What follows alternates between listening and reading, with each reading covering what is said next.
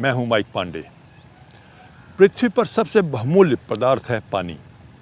देखा जाए तो ये अमृत के बराबर है। मरते हुए इंसान को पिला दिया जाए तो उसमें जान आ जाती है। रेगिस्तान में आ जाए तो रेगिस्तान भी हरा भरा हो जाता है। हमारा जिस्म भी 70% से ज़्यादा पानी है।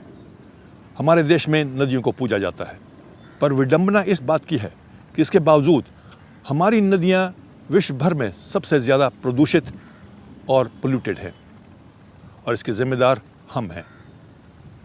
वाटर पोल्यूशन क्या है और किस प्रकार हमारे परिवार को और हमको प्रभावित करता है, आज के इस एपिसोड में हम नज़दीकी से देखते हैं। पानी, जिसे अनादिकाल से सम्मान दिया जाता रहा है। पानी हमारे ग्रह पर सबसे कीमती और शक्तिशाली तत्व है, और इसी के बल पर पृथ्वी पर तमाम जीवन कायम रहता है।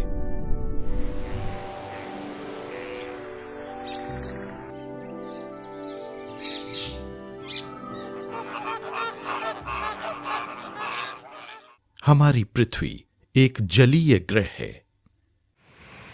पृथ्वी की 75% से ज्यादा सतह पानी से ढकी है।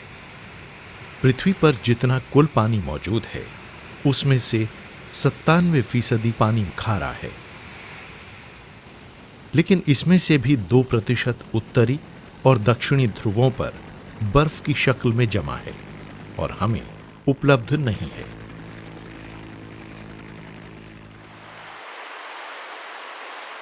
अब बचा 1%।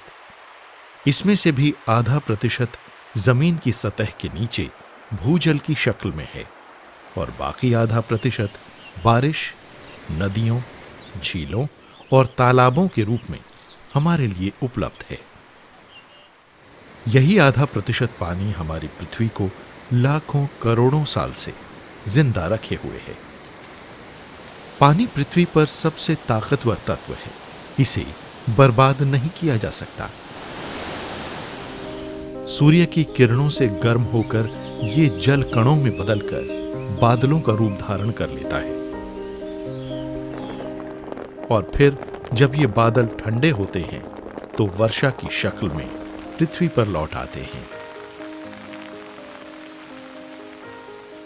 ये प्रकृति का अनूठा जलीय चक्र है जो लाखों साल पुराना है। ये चक्र हमारे ग्रह पर साफ और शुद्ध पानी की लगातार आपूर्ति बनाए रखता है। ये पृथ्वी पर मौजूद पानी को कायम रखते हुए पृथ्वी को जीवंत बनाए रखता है। लेकिन पिछले 40 साल के दौरान इस सब में बदलाव आया है। विकास की तेज रफ्तार, अंधाधुंध प्रगति और पूरी दुनिया में हुई व्यापक खेती ने पृथ्वी के ताजे पानी के स्रोतों और भंडारों को बहुत बुरी तरह प्रभावित किया है, जिससे न सिर्फ प्रकृति का चक्र प्रभावित हुआ है, बल्कि अरबों लोगों की जिंदगी भी संकट में पड़ गई है। आज दुनिया के 1.5 अरब से ज्यादा लोगों की पहुंच पीने के साफ सुरक्षित पानी तक नहीं है। सन 2025 तक ये संख्या बढ़कर 2.5 अरब तक हो जाएगी। हम सभी को जिंदा रहने और हमारी फसलों के लिए पानी की जरूरत होगी। लेकिन अनुमानों से पता चलता है कि हर साल करीब 1 अरब लीटर मानव मलमूत्र, कचरा, औद्योगिक अपशिष्ट और खेतों से बहने वाला रासायनिक अपशिष्ट, जिसमें कीटनाशक और औद्योगिक कचरे में निकलने वाली भारी धातुएं होती हैं, वो सीधे ही हमारी नदियों में गिर जाती हैं। इससे न सिर्फ हमारी जल प्रणालियां प्रदूषित होती हैं, बल्कि ये हमारी आहार श्रृंखला में दाखिल होकर 1 अरब से ज्यादा लोगों, बच्चों और महिलाओं की सेहत और जिंदगी के लिए भी खतरा पैदा करती हैं। अनुमानों के अनुसार भारत में हर साल जल जनित बीमारियों से 25 लाख से भी ज्यादा बच्चे काल के गाल में समा जाते हैं। साफ पानी तक पहुंच न होने के अलावा ठीक से सफाई न होना भी इस समस्या की प्रमुख वजह है। पानी को प्रदूषित करने वाले जो सबसे जहरीले तत्व हैं, उन्हीं में से एक है हैवी मेटल। ऐसा खतरनाक नुकसान पहुंचाने वाली धातुओं में लेड यानी सीसा, कैडमियम और मर्क्यूरी शामिल है। इनकी वजह से मस्तिष्क ठीक से काम नहीं कर पाता और फिर इनकी वजह से सोचने और तर्क करने जैसे काम प्रभावित होते हैं। साथ ही साथ इन प्रभावों की वजह से व्यक्ति अपने अंगों का इस्तेमाल भी ठीक से नहीं कर पाता। गंगा हमारी पवित्रतम नदियों से भी पवित्र है। ये लाखों करोड़ों लोगों और किसानों की जीवन रेखा है। इसे असंख्य लोग जीवनदायिनी, एक मां का दर्जा देते हैं। कभी इसका पानी एकदम साफ और शुद्ध हुआ करता था, लेकिन अब इसे दुनिया की सबसे प्रदूषित नदियों में शुमार किया जाता है। इस प्रदूषण का करीब 80% हिस्सा हमारे घरों से आता है। बिना शोधित किया हुआ मानव मलमूत्र और सीवेज रोजाना हमारी नदियों में डाल दिया जाता है। इतना ही नहीं, फैक्ट्रियों से निकलने वाले अपशिष्ट पदार्थ और खेतों से निकलने वाला कीटनाशक और रासायनिक द्रव्यों से लबरेज पानी इन नदियों में गिरता है। चमड़ा रंगने वाली फैक्ट्रियों से कैंसर पैदा करने वाले अपशिष्ट पदार्थ भी इनमें समा जाते हैं। स्वास्थ्य एजेंसियों और डॉक्टरों को चिंता है कि पानी में लेड, मर्क्यूरी, कैडमियम जैसी भारी धातुओं की अधिक मात्रा और पैथोजेंस की मौजूदगी इंसानों की सेहत के लिए बेहद खतरनाक है।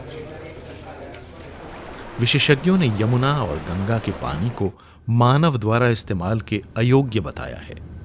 उनका तो यह भी कहना है कि ये तो खेती के लायक भी नहीं है। प्रयोगशाला में हुए परीक्षणों के नतीजे चौंकाने वाले हैं। पीने योग्य पानी में कॉलीफॉर्म बैक्टीरिया का स्वीकार्य स्तर प्रति 100 मिलीग्राम में 50 एमपीएन से कम होना चाहिए। ये कपड़े धोने और नहाने के लिए 500 एमपीएम से कम और खेती के लिए 1000 एमपीएन से कम होना चाहिए। हरिद्वार में गंगा में कॉलीफॉर्म का स्तर 5500 एमपीएन प्रति 100 मिलीलीटर से ज्यादा है। यानी पीने के पानी वाले 50 एमपीएन के स्तर से तो ये कहीं ज्यादा है। कानपुर में नदी का पानी औद्योगिक अपशिष्ट पदार्थों की भारी तादाद की वजह से जहरीला हो जाता है। इस औद्योगिक कचरे में क्रोमियम भी शामिल होता है, जिसका इस्तेमाल शहर की टैनरीज में भी होता है और जो शहर के सीवेज में भी मौजूद होता है। हमारी लगभग सभी नदियों की स्थिति ऐसी ही है। राजस्थान में चंबल नदी की कहानी भी कोई अलग नहीं है। चंबल नदी यमुना की एक बड़ी सहायक नदी है और इसे भारत की एक ऐसी नदी के तौर पर जाना जाता है जो प्रदूषण से मुक्त है। लेकिन जैसे ही ये राजस्थान में कोटा में दाखिल होती है, ये साफ सुथरी नदी प्रदूषित पानी वाले एक ऐसे तालाब की शक्ल ले लेती है जिसमें खरपतवार और दूसरा ढेर सा कचरा नजर आता है। कोटा शहर के जितने भी गंदे नाले हैं, उन सब का गंदे नाले का पानी इस नदी में आकर गिरता ही है। साथ में जो प्लास्टिक है, जो पॉलीथीन वगैरह है, वो भी इसमें आकर गिर रहा है। मैंने चंबल नदी का पानी घाट पे से पानी पिया है और आज स्थिति ये है कि यहाँ नहाने में भी दिल थोड़ा डरता है कि कुछ बीमारी ना हो जाए। जबरदस्त प्रदूषण के अलावा बांधों और बराजों का विकास और निर्माण भी हमारी नदियों का दम घोंट रहा है। जो मछुआरे नदियों के किनारों पर रहते हैं और अपनी रोजी रोटी के लिए नदियों पर निर्भर होते हैं, उन पर इस सब का बहुत ही बुरा असर हो रहा है। पकड़ी जाने वाली मछलियों की तादाद घटती जा रही है और मछलियों का आकार भी घटा है। कम से कम भी तो 100-150 प्रकार की मछली जमुना में रहा करती थी और अब इस टाइम पे ज़्यादा से ज़्यादा 10-5 प्रकार की मछली रह गई है और नहीं सब खत्म हो चुकी है। वो प्रदूषण की वजह से ख़त्म हो गई। तमाम नाले पड़ रहे हैं काले इसमें जमुना में। सीवर खोदते हैं न जमुना में नाला बना देते हैं, सीवर खोदते हैं जमुना में नाला बना देते हैं। घर से कूड़ा ला रहे हैं, उसमें भर कर तेजाब भी भर रहे हैं, उसमें फेंक रहे हैं, सब चीज़ फेंक रहे हैं। इससे मच्छी मरती चली जा रही है, ख़त्म होती चली जा रही है। इसका असर मेंढकों, पानी के कछुओं और अनेक जल पक्षियों पर भी पड़ा है। कई प्रजातियां तो विलुप्त हो गई हैं और अन्य अनेक विलुप्त होने वाली हैं। खेतों से निकलने वाले रासायनिक उर्वरक और कीटनाशक हमारी जल प्रणालियों में समा जाते हैं, जिससे खरपतवार और एल्गी बढ़ती है। इससे नदी को ऑक्सीजन की सप्लाई मिलनी बंद हो जाती है, मछलियां मारी जाती हैं और जलीय आहार श्रृंखला के अन्य जीव भी। उद्योग धंधों के लिए यह जरूरी है कि वो अपने यहां एफ्लुएंट ट्रीटमेंट प्लांट यानी गंदे पानी को साफ करने वाले संयंत्र लगाएं, ताकि नदी में इस पानी को छोड़ने से पहले इसे साफ किया जा सके और उसके रासायनिक तत्व दूर हो सके। देश की लगभग सभी नदियां प्रदूषित हैं और वो धीमी रफ्तार से बहने वाले कचरे ढोने वाले नाले बन गई हैं। यमुना भी एक ऐसी ही नदी है। दिल्ली इस नदी के किनारे पर बसी एक राजधानी है। दिल्ली एक विशाल महानगर में तब्दील हो चुकी है। यहाँ की आबादी कई गुना बढ़ गई है, जिससे इस नदी और जमीन दोनों पर ही दबाव बढ़ा है। यमुना कभी एक ताकतवर नदी हुआ करती थी, लेकिन अब ये एक गंदा नाला बन चुकी है। शहर भर में फैले 25 बड़े नालों के जरिए नदी में 450 करोड़ लीटर से ज्यादा सीवेज और अपशिष्ट पदार्थों को रोजाना बहा दिया जाता है।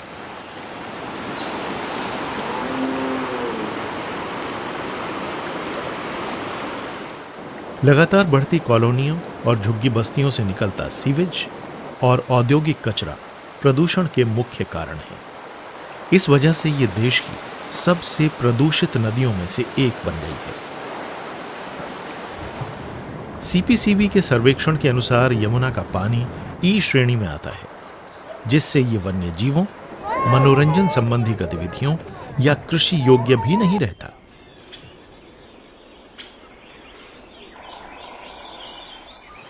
यह माना जाता है कि नदी दिल्ली में दाखिल होने से पहले काफी साफ और प्रदूषण मुक्त रहती है, लेकिन जब ये वजीराबाद पहुंचती है तो इसकी दुर्गति शुरू हो जाती है। वजीराबाद बैराज से ओखला बैराज के बीच इसमें 15 नालों के जरिए गंदा पानी गिरता है, जिससे ये किसी नदी के बजाय किसी खुले सीवर की शक्ल में बदल जाती है।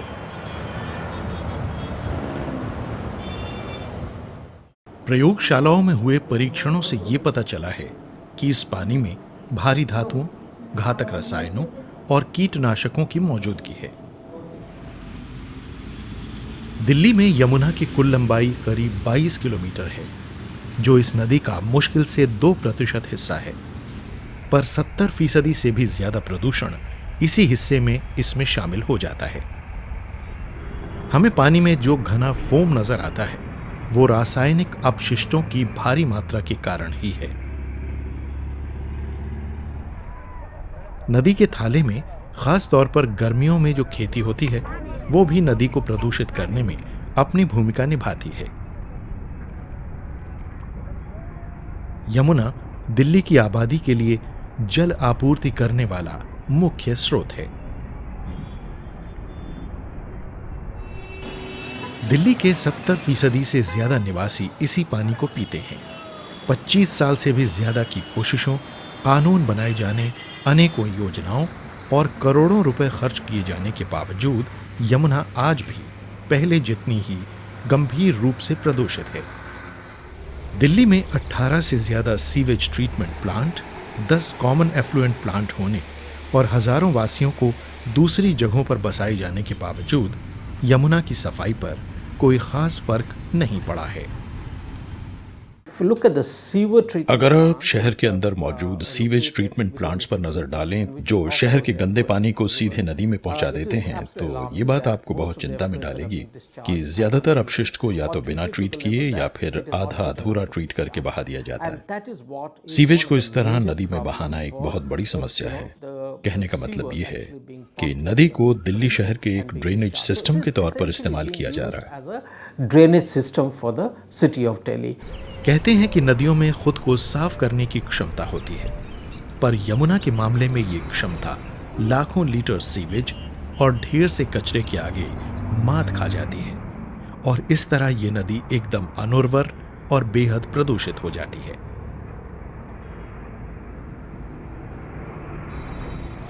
उन्नीस में सरकार ने गंगा को साफ करने के लिए एक महत्वाकांक्षी योजना बनाई। कैबिनेट ने अप्रैल 1985 में गंगा एक्शन प्लान या गैप को स्वीकृति दी और ये वादा किया गया कि इस नदी को 5 साल में साफ कर दिया जाएगा।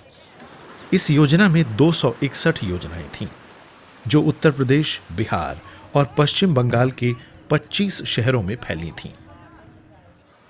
बदकिस्मती से गंगा आज भी प्रदूषित है।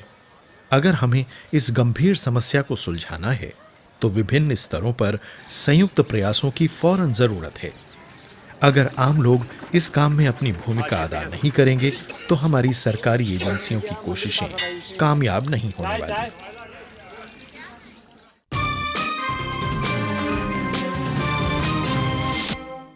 गंगा नदी को हम माँ मानते हैं, इसका आदर भी करते हैं, इसको पूजते हैं, लेकिन हमारी सबसे ज़्यादा प्रदूषित नदी आज गंगा है। सरकार हर प्रयास कर रही है इसको स्वच्छ करने के, इसको साफ करने के, लेकिन सब प्रयास विफल रहे हैं। 80% से ज़्यादा कूड़ा करकट हमारे घरों से आता है। इसके अलावा रासायनिक खादों का और कीटनाशकों का भी प्रदूषण हमारी नदियों में उड़ेल दिया जाता है और ये सब हमारे परिवार को, हम सबको प्रभावित करता है। स्वेच्छा दिल्ली स्थित युवाओं द्वारा चलाया जाने वाला एक गैर सरकारी संस्थान है जो पर्यावरण और सामाजिक विकास के मुद्दों से जुड़ा है। ये संगठन 2004 से यमुना यात्राएं चलाता रहा है, जिनका मकसद था यमुना नदी के प्रदूषण और अनदेखी को खत्म करना। हम युवाओं के साथ काम करते हैं क्योंकि विरासत में ये नदी उन्हीं को मिलने वाली है जो फिलहाल बहुत बुरी हालत में है, लेकिन हमें इसके साफ होने की पूरी उम्मीद है और ये उम्मीद युवाओं के एकजुट होने पर ही कायम रह सकती है। तो हमने स्कूलों में, कॉलेजों में और समुदायों में कई प्रोग्राम शुरू किए हैं ताकि यमुना नदी के बारे में पहले जागरूकता फैलाई जाए, साथ ही यमुना को बचाने के लिए युवाओं की तरफ से सामूहिक कार्यवाही हो। हम सबको तुरंत ये समझना होगा कि पानी जीवन के लिए अति आवश्यक है और इसकी आपूर्ति सीमित है। तो अगर हम इसे प्रदूषित करते हैं और इसका गलत इस्तेमाल करते हैं तो ये खुद को ही विषाक्त बनाने जैसा होगा। हम पानी को प्रदूषित कर रहे हैं और इस प्रदूषण का लगभग 80% हिस्सा हमारे घरों से आता है। हम रोजाना अपनी नदियों में बड़ी मात्रा में जो कचरा फेंकते रहते हैं उसका सामना सरकार अकेले नहीं कर सकती। इस बात की फौरी जरूरत है कि कानूनों और जुर्मानों को फौरन सख्ती से लागू किया जाए और हमारी नदियों के किनारों पर जो फैक्ट्रियां अपना कामकाज कर रही हैं उन्हें तुरंत दूसरी जगह बसाया जाए। नदी के किनारों पर खेती की इजाजत नहीं होनी चाहिए क्योंकि कीटनाशकों और रासायनिक उर्वरकों की बड़ी तादाद बहकर हमारी नदियों में और फिर हमारी जल प्रणालियों में पहुंच जाती है। नदियों के किनारे बने मंदिरों के लिए ये आवश्यक होना चाहिए कि वो ऐसे विशेष क्षेत्र बनाएं जहां अस्थियों और फूल मालाओं को पूरे सम्मान के साथ विसर्जित किया जाए। स्थानीय समुदायों और नागरिकों को सामूहिक रूप से ये प्रयास करना चाहिए कि वो डिटर्जेंट, रासायनिक पेंट और घरेलू कचरे को नदी में न डालें। इनमें रसायन, हेयर डाई, इस्तेमाल किए गए मोटर व्हीकल के तेल और टॉयलेट क्लीनर जैसे हाइड्रोक्लोरिक एसिड होते हैं। ये नदी की पर्यावरण प्रणाली के लिए घातक होते हैं। जहां तक संभव हो उपलब्ध पानी को रिसाइकिल और दोबारा इस्तेमाल करने के बारे में सोचें। हमारे नहाने और कपड़े धोने से जो पानी निकलता है उसका इस्तेमाल टॉयलेट को फ्लश करने और बाग की सिंचाई जैसी गतिविधियों के लिए किया जा सकता है, जिससे ताजे पानी का इस्तेमाल घटेगा। जैसे इस एपिसोड में आपने देखा, पानी हमें जीवन देता है, पूरी पृथ्वी को हरा भरा रखता है, पर पानी सीमित है और इसकी मात्रा घटती जा रही है। लिहाजा बहुत ज़रूरी है कि हम अपने जल स्रोतों को साफ रखें और स्वच्छ रखें और पानी का उपयोग बहुत समझ बूझ कर करें। हमारा आज का एपिसोड यहीं ख़त्म होता है। आशा करते हैं आपको पसंद आया होगा। अपने सुझाव और विचार हमें ज़रूर लिख भेजिएगा। हमें आपके ख़तों का बेसब्री से इंतज़ार रहता है। अगले हफ्ते आपसे फिर मुलाकात होगी एक नए मुद्दे को लेकर, एक नई दिशा में, एक नए सफ़र पर। तब तक के लिए अपना ख्याल रखिएगा।